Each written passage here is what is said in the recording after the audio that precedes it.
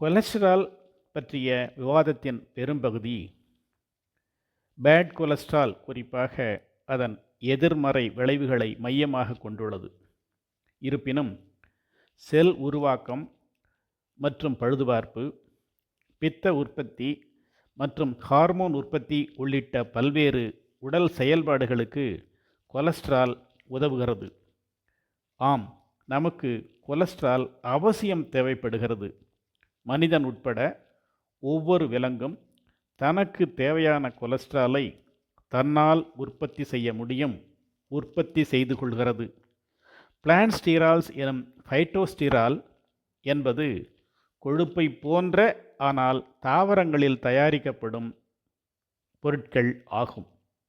Plant ஸ்டீரால்ஸ் எனும் ஃபைட்டோஸ்டீரால் உடலில் உற்பத்தியாகும் கொழுப்பின் அளவையும் குறைக்கலாம் என கருதப்படுகிறது.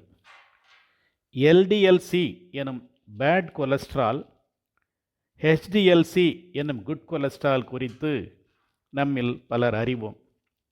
கெட்ட கொலஸ்ட்ரால் எனும் லோ டென்சிட்டி லைப்போபுரோட்டீன் கொலஸ்ட்ரால் இதய நோய்கள் உண்டாக்குவதையும் நாம் அறிவோம்.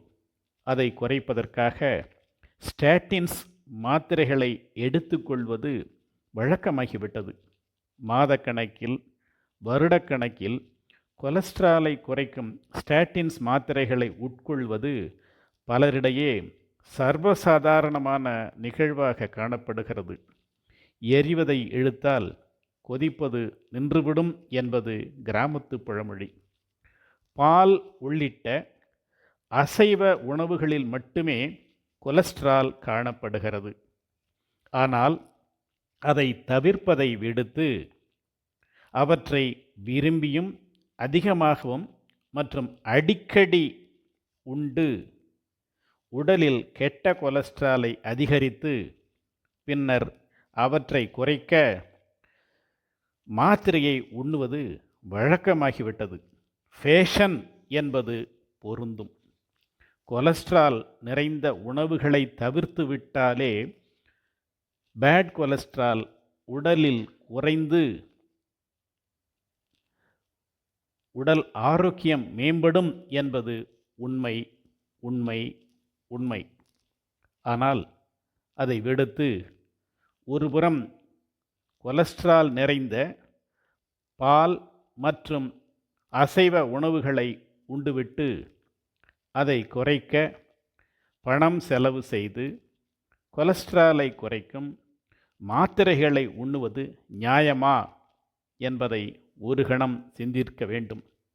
விழிப்புணர்வு இல்லாமையே உடலில் பேட் கொலஸ்ட்ரால் மிகுவதற்கும் அதை குறைப்பதற்கான மாத்திரையை உண்ணுவதற்கும் காரணம் என்று உறுதியாக எண்ண வேண்டும். நியூட்ரிஷன் பற்றிய உண்மை செய்திகளை, தகவல்களை ஆய்ந்து அறிந்து உணர்ந்து அதை செயல்படுத்துவதன் மூலம் பல வியாதிகளை குணப்படுத்தலாம் அல்லது அவற்றிலிருந்து முற்றிலுமாக மீண்டு வரலாம் என்கிறார் 91 வயதாகும் nutrition biochemist doctor Colin Campbell அவர்கள். Nutrition biochemist doctor Colin Campbell அவர்கள் nutrition is the most effective medicine என்று ஆணித்தரமாக ஆதாரங்களோடு கூறுகிறார். So why is it not taught in medical school எனவும் கேட்கிறார். இச்செய்தியை 90 வயதாகும் டாக்டர் கோலின் கேம்பல் அனைத்து மக்களிடமும் கொண்டு செல்கிறார். மக்களை நியூட்ரிஷன் பற்றிய விழிப்புணர்வு அடைந்த அறிவார்ந்த மக்களாக மாற்றி வருகிறார்.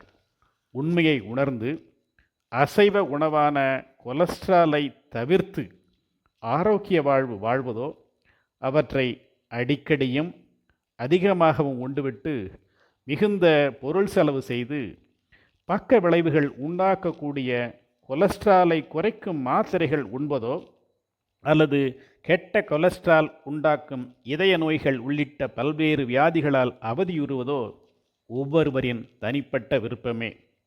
கொலஸ்ட்ரால் சைவமா அசைவமா? உங்கள் சிந்தனைக்கு.